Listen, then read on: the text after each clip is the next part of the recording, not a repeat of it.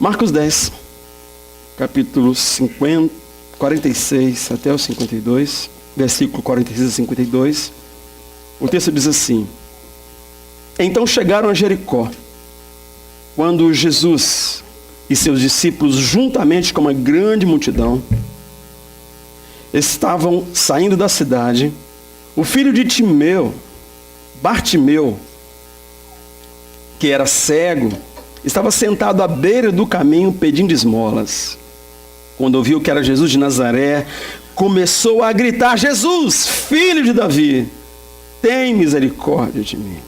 Muitos o repreendiam para que ficasse quieto, mas ele gritava ainda mais: Filho de Davi, tem misericórdia de mim. Jesus parou e disse: Chamem-no. Chamaram o cego. Ânimo, levante-se, ele o está chamando. Lançando a sua capa para o lado, de um salto pôs-se em pé, dirigiu-se a Jesus. O que você quer que eu lhe faça? Perguntou-lhe Jesus. E o cego respondeu: Mestre, eu quero ver. Vá, disse Jesus, a sua fé o curou. Imediatamente, ele recuperou a visão e seguiu Jesus pelo caminho. E o Senhor possa abençoar você e a mim, aplicando a sua palavra em nossos corações, para a glória dele. Só é cego quem quer. Uma afirmação um tanto exagerada, pensando em algumas pessoas que têm uma dificuldade visual, né? Não usa óculos quem quer, mas você sabe o que significa essa mensagem, essa ministração, essa afirmação, pensando no contexto espiritual. Deixa eu lembrar para você e para mim como é que a minha visão funciona. Tem 1000 detalhes, não sou eu o expert para poder explicar, mas é muito interessante um fenômeno na visão. Tem uma lente ali no meio, tem um objeto que está sendo visto aqui, e aí ele passa pela lente invertido. Via de regra, nós temos uma visão sempre distorcida, sempre atravessada, porque os nossos olhos, além de ter essa lente que você tem uma visão que fica viradinha, né? Ele ainda é côncavo, convexo, e se ele for usado como espelho, como ele vai deformar a visão de quem está olhando. Eu quero afirmar com isso que a nossa visão é sempre um problema. Tanto enquanto eu estou olhando, quanto o que eu estou mostrando aqui na birosquinha dos meus olhos. Quem olhar realmente porque eu estou olhando, vai ter uma sensação do objeto distorcido e no mínimo de cabeça para baixo. Mas eu tenho certeza de que eu estou vendo o que eu estou vendo, e o que eu estou vendo está certíssimo. Eu quase afirmo a revelação de Deus, e aí eu vou romper com o mundo, porque eu não levo em consideração um fato tão importante que eu gostaria que nós levássemos em consideração para falar da cegueira, para falar de Bartimeu. E Bartimeu, ele era cego não em qualquer lugar, meu irmão. Ele era cego em Jericó. E aí a coisa fica ainda mais complicada. Porque Jericó era uma cidade com problema de vista. Muitos problemas Jericó tinha desde muitos anos atrás. Quem não era cego em Jericó, via tudo literalmente invertido. Jesus passaria por aquela cidade, como estava saindo da cidade, e pouca coisa iria acontecer ali. Não sei se eles veriam, perceberiam, se teriam notado, além de um grande mestre com um tanto de gente atrás, discípulos, e o mestre tem os seus seguidores, mas não teriam percebido que Deus estava passando entre eles. Que aquele que criou o homem, que imaginou um jogo de espelhos, um jogo de lentes que iriam fazer esse negócio inexplicável que é a visão, estava passando entre eles. Aquele que veio para restaurar todas as coisas. Eles estavam realmente seguindo um homem que dava pão, um homem que eles esperavam que tivesse uma estratégia para romper com os romanos. Mas o que eles não esperavam naquele dia é que Bartimeu fosse atendido nessa necessidade primária da sua vida física e na profunda necessidade da sua vida espiritual. Mas é isso. Quem não era cego naquela cidade ali via tudo invertido. Por que essa afirmação? Uma cidade com problema de vista. Porque, além de tudo, Jericó era uma cidade fantasma. Outra afirmação estranha? Não para quem está lendo a Bíblia. Porque a história do povo de Israel começa exatamente com um exército muito pouco recurso bélico, mas que num ponto com Deus muito especial. Eles haviam passado meses e meses do lado de cá do Jordão, e os homens foram circuncidados, e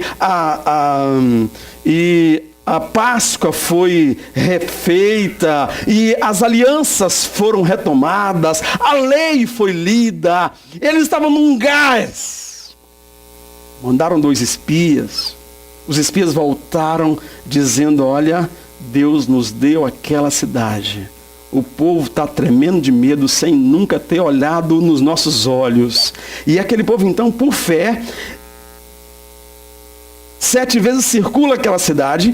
7 dias circula aquela cidade. No 7º dia circularam 7 vezes, gritaram em alta voz, adoraram o Senhor e as muralhas caíram. E acontece uma coisa que eu quero que você e eu tenhamos cuidado. Um homem de Deus fala, dá uma palavra, e aquela palavra é uma outra palavra que Josué deveria ter pensado para falar, porque ele fala: maldito aquele que levantar essa cidade, ao custo do seu filho mais velho fará as fundações, à custa do seu filho mais novo vai completar a obra. Eu não sei se Josué tinha consciência de que Deus estava com ele e que ele era a boca de Deus, como você é, como eu sou. E nós temos que falar: Senhor, cada palavra, que as palavras dos meus lábios, o meditar do meu coração, agradem a Ti. Que Josué não foi chamado para amaldiçoar, nem ele, nem você, nem eu. Nós somos chamados para abençoar. Mas Josué amaldiçoou aquela cidade. Era uma cidade fantasma. Alguns anos depois, lá na época dos reis, 400 anos depois, um sujeito se intrometeu a reconstruir Jericó. Ele tinha um filho mais velho que chamava Abirão. Na hora que ele terminou a fundação, que ele jogou a pedra lá, Abirão morreu.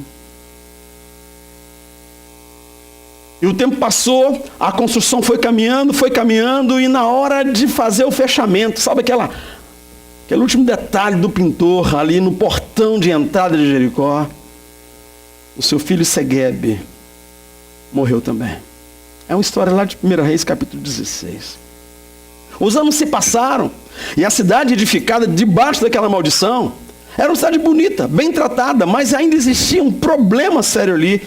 E ali existiam alguns profetas, alunos do profeta Eliseu, e eles chegaram para Eliseu e falaram: Eliseu, a cidade é boa, bonitinha, organizada, mas olha, as águas são más, a terra é estéril. Olha até onde vai. Centenas de anos depois. E Eliseu pede uma vasilha de sal, e ele vai na nascente daquelas águas, ora, abençoa, derrama ali aquele sal, faz um ato profético, e as águas que eram amargas, as águas que eram ruins, elas foram transformadas, foram abençoadas, ficou doce, e aquela terra passa a ser uma terra fértil. Então eu gostaria de dizer o seguinte: nós precisamos de ter cuidado com as palavras dos nossos lábios. Josué fez 2 coisas que ele podia ter evitado. Ele podia ter evitado problemada toda para quem fosse viver, porque ele não estava amaldiçoando uma terra para trás dele. Se olhasse para trás e falasse, deserto maldito, 40 anos aqui, ser amaldiçoado, fazia sentido. Mas a terra que eu vou entrar, a terra que ele ia entrar, que ele ia conquistar, que ele ia ter que distribuir entre a sua nação, ele amaldiçoa. Outra coisa que ele fez foi aquela aliança com os gibeonitas. Ele fala antes de orar, ele fala antes de pensar, ele fala antes de consultar o Senhor. Sempre um problema, queridos. Ontem eu levei beliscão na costela porque falei demais. Uma tarde linda lá no monte, lá no Montreal. A turma que está no grupo aí viu umas cenas, viu? Muito legal. Depois nós descemos, fomos lá para o Lago do Castor e cantamos umas músicas lá e já era mais informal. Mas na hora de sair, na hora de tirar um 10, um irmão pediu carona. Aí eu fiz uma piada desnecessária para ele assim, sabe o que passa perto da sua casa? Metrô. Eu levei tanto beliscão na costela, irmãos. Do Montreal até lá em casa. Eu levei beliscão na costela. Por causa de uma fala desnecessária. Falei sem pensar. Eu acho que o problema não foi com o irmão que ouviu a piada, que eu não sei nem se ele levou em consideração, mas a minha costela ficou torcida. Não pode, não precisa, desnecessário, ok, obrigado, entendi, compreendi. Vamos mudar de assunto, porque eu prometo que não vou fazer essa piada, não farei mais. O certo é que Deus está se movendo na história. E enquanto Ele se move, Ele usa você e eu. E nós podemos, no movimento de Deus, atrasar algumas coisas, sabia? Como Josué atrasou algumas coisas em Jericó. Algumas coisas que fazemos, que escolhemos, que falamos, podem sim atrasar. Mas Deus não para, a não ser para nos abençoar. E aí o texto fala que Jesus vinha com a multidão e ele para por causa do cego. É muito interessante isso, porque ele para lá no dilúvio, quando aquele acúmulo de pecado, acúmulo de lixo, ele decidiu que tinha que literalmente lavar a terra. Eu vou lavar a terra.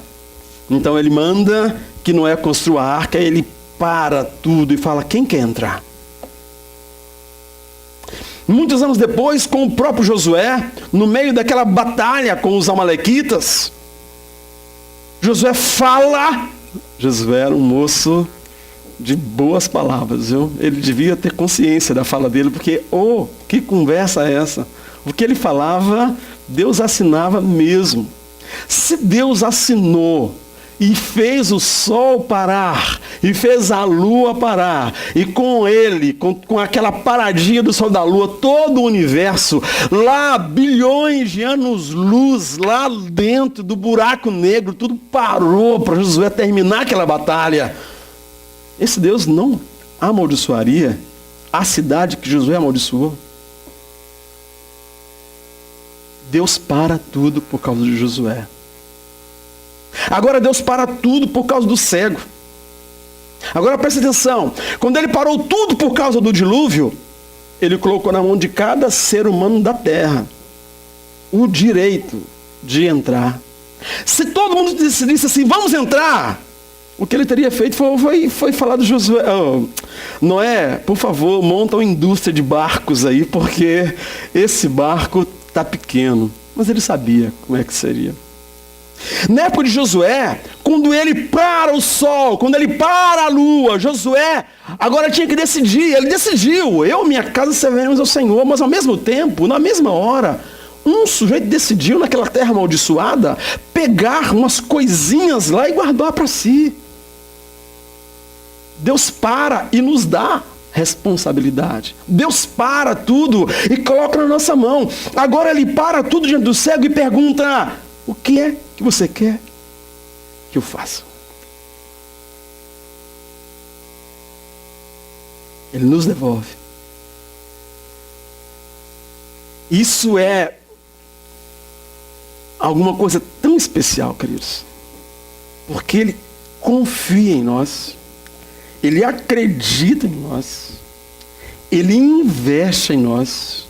E se precisar, dependendo da resposta que eu der, dependendo do que eu fizer com aquele produto que Ele pôs na minha mão, Ele vai atrasar na nossa linha de tempo, vai atrasar de novo 20, 30, 40, 100, 400 anos a história de uma família, de uma cidade, de uma igreja, porque Ele nos confiou, nos respeitou e Ele vai fazer aquilo que nós decidirmos como reação à parada que Ele faz diante de nós. Olha que coisa séria que estamos entendendo nesta noite. O que você quer que eu faça? E quando Ele coloca aquilo para o cego, parece loucura. É como falar para o paralítico de 38 anos, deitado na maca: você quer ser curado? Você quer se levantar daí? Você quer andar? Mas tinha que perguntar. Porque ele não respondeu nem sim nem não. Ele começou a dar desculpa. Porque de vez em quando aparece alguém vai na minha frente. Tem um que tem um problema só na mão e a perna é boa, ele corre. Tem um que pode pagar propina para alguém carregar e jogar lá dentro. E eu estou aqui. Você quer ser curado? E quando ele disse: eu quero, Senhor. E o Senhor disse: ser curado. Agora vá e não peques mais. Para quê? Não te aconteça coisa pior. Aquilo era alguma coisa específica na vida daquele homem. Ninguém sabe o que é, mas ele não nascera daquela maneira. 38 anos ele estava ali, mas ele não nascera daquela maneira. Tem outro cego que Jesus cura, e os fariseus, os chefes da lei, os religiosos, ficam malucos, fazem um dossiê e chama o pai, chama a mãe, chama o cego 2 vezes e arranja uma confusão. E quando o cego diz: ei, cego, diz para ele: aqui, vocês querem tornar-se discípulos dele também? Estão perguntando tanto. Querem fazer um discipulado com ele? Vocês estão querendo um curso online? O que vocês querem? Fala que eu quero ajudar vocês. Tanto que vocês perguntam. Eu não vi o sujeito. Eu era cego e agora eu vejo. Eu não sei dizer mais do que isso. Mas ninguém, a não ser Deus, podia fazer isso na minha vida. Ele testemunha desse Deus que ele não podia ver porque era cego, e agora pode ver porque encontrou-se com ele, mas não pode ver porque não encontrou de novo. E Jesus então encontra-se com ele e ele adora a Jesus de uma maneira muito linda, muito especial. O que você quer que eu faça? Queridos, o Senhor Jesus, ele chega na sua cidade, ele abre o rolo de Isaías, e ele lê um texto muito especial, e ele diz assim: o Espírito do Senhor Deus está sobre mim, ele me ungiu para proclamar liberdade aos presos, a recuperação da vista aos cegos, para libertar os oprimidos e proclamar o ano aceitável do Senhor, o ano da graça do Senhor, o ano da manifestação do Senhor. A cegueira sempre foi um desafio, continuará sendo um desafio, e curar cegos era um dos principais milagres, dos principais sinais para a chegada do reino de Deus, para reconhecimento do Messias. E quando um cego era curado, por isso que gerava aquele pavor todo, aquele reboliço todo, porque ele estava esperando o Messias. De repente um cego foi curado, nunca antes aconteceu isso. E como é que aconteceu isso? Será ele o Messias? Mas se ele fosse o Messias, não seria esse Cristo, não seria esse Jesus. O Cristo não cabe na figura desse Jesus. Eles queriam o Cristo, o ungido de Deus, o Deus encarnado, numa figura mais imponente, mais alta, mais bonita, mais orgulhosa, que se vestisse com um pouco mais de pompa, que tivesse uma fala um pouco... Eles queriam que o ungido de Deus, que a encarnação de Deus, coubesse na fantasia deles. E nós vivemos essa crise até hoje, queridos. A cegueira continua sendo um problema. Cegueira espiritual. Mas eu posso afirmar para você, nesse caso, só é cego quem quer. Porque ele foi ungido para libertar os presos, libertar os oprimidos, proclamar o ano da graça do Senhor. Isso diz um pregador que eu vi, ele releu esse texto de maneira muito interessante. Ele vem e nos liberta. Éramos presos, escravos do pecado, escravos de um tanto de coisa. Muitos de nós foram envolvidos em diversas situações complexas na vida, como drogadição, álcool, mas esses são aspectos externos do que Deus está fazendo e quer fazer nas nossas vidas.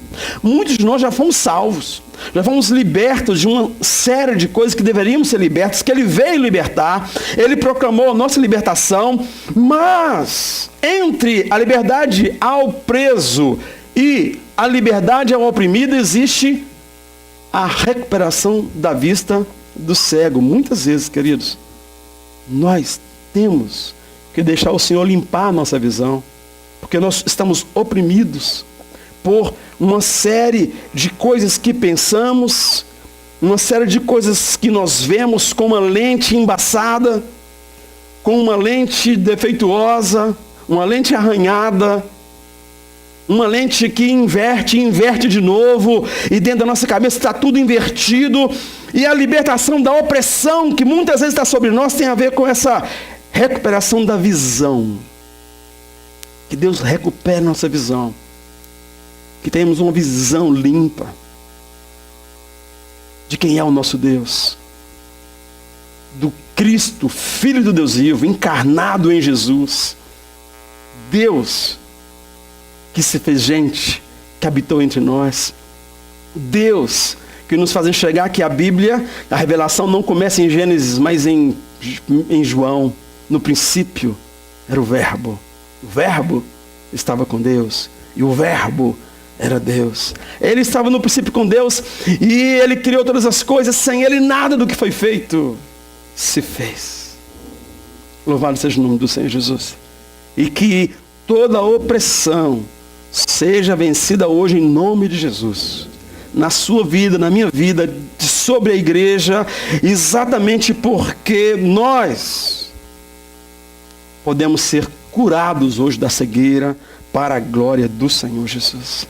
Então, um sinal da inauguração do reino de Deus é curar cegos. Curar cegos em Jericó era a derrota do inferno. E quem sabe você vem de uma família que tem uma história de maldição, uma história que se repete, que acontece, que ninguém venceu, e você vai vencer em nome de Jesus. Curar cego em Jericó, puxa vida, é muito, muito, muito, muito mais precioso. Era o princípio de algo novo que estava acontecendo ali naquela igreja, naquela cidade. E o novo de Deus, queridos, não é outra coisa que não restaurar-nos ao projeto de Deus. E quando você ora pedindo mudança de Deus, pedindo que Deus faça coisas novas na sua vida, você vai se confundir. Porque via de regra o que Ele vai fazer é restaurar. Porque Ele nos criou à sua imagem e semelhança. Façamos o homem à nossa imagem e conforme a nossa semelhança.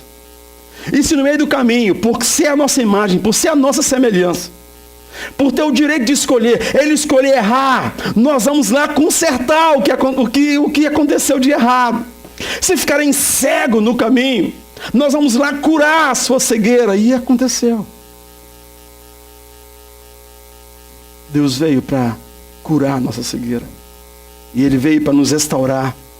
Não é somente a limpeza dos óculos do moço, o milagre. O milagre foi que ele viu a luz.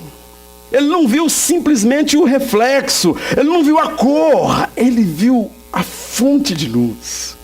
Eu sou a luz do mundo. Quem me segue não andará em trevas. Ele viu aquele que é a luz do mundo agora, querido. Como ele olha para Jesus, ele olha para a sua origem, ele olha para Deus, de onde ele veio.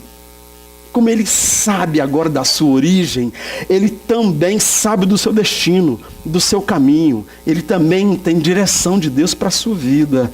E o texto fala que ele segue Jesus pelo caminho. Eu sou o caminho, a verdade e a vida. Ninguém vai ao Pai a não ser por mim. Quem o segue não andará em trevas. As misericórdias do Senhor continuam sendo a causa de não sermos consumidos. Lembra do grito de Bartimeu? Jesus, filho de Davi, tem misericórdia de mim. E filho de Davi é um dos tantos títulos que ele tinha. Uma das tantas profecias da linhagem de Davi. A promessa do Senhor. Filho de Abraão. E aí Deus vem descrevendo no tempo essa revelação que ele faria em Jesus. Filho de Davi. As misericórdias do Senhor são a causa de não sermos consumidos pela cegueira que infelizmente nós herdamos na nascença. Já nascemos cegos. Já nascemos com aquele espelho invertido e quebrado. Nascemos cegos espiritualmente, queridos. E ele veio restaurar a vista aos cegos. E nós temos o privilégio de gritar: Jesus, filho de Davi, tem misericórdia de mim. O que vai acontecer quando gritarmos com a alma, como gritou aquele homem? O que vai acontecer quando nós percebemos o que muitas pessoas perto de nós não perceberam? Porque ele passaria por aquela cidade em branco, mas aquele moço descobriu que era Deus passando ali. Tem misericórdia de mim. Ele vai parar. Ele vai te convidar a, junto com ele, fazer um grande milagre na sua vida. Porque você falar, eu quero ser curado. Se você falar como o leproso lá em Mateus 8, eu quero ser limpo, ele vai limpar. Porque ele quer curar.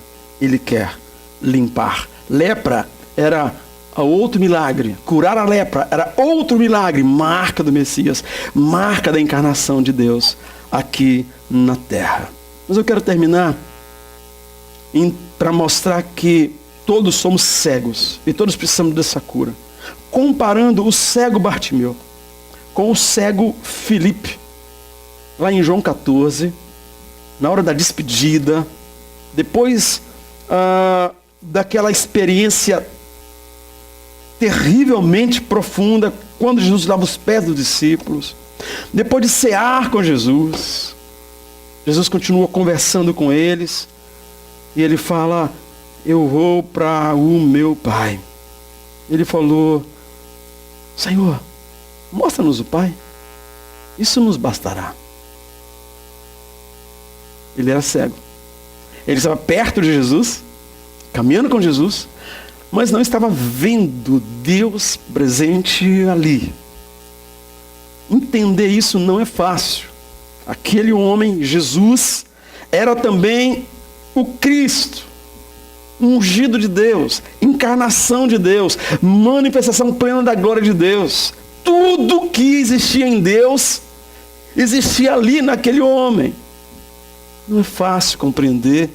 E então Filipe olha para ele e fala: mostra-nos o Pai, isso nos bastará. E ele responde: Filipe, há tanto tempo estou convosco e tu não me tens conhecido. Aquele que vê a mim, vê ao Pai. Um cego pertinho, um cego distante como Bartimeu, que grita: Jesus, filho de Davi, tem misericórdia de mim. Aquele homem era fisicamente cego, mas ele viu Deus passando, guiando aquela multidão.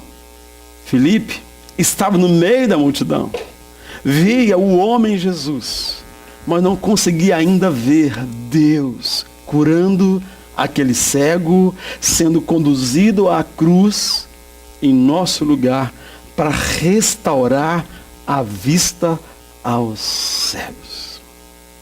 Queridos, que em nome de Jesus tenhamos vistas restauradas. Sejamos restaurados em nome do Senhor, para a glória do Senhor. Fica de pé comigo, tem uma oração.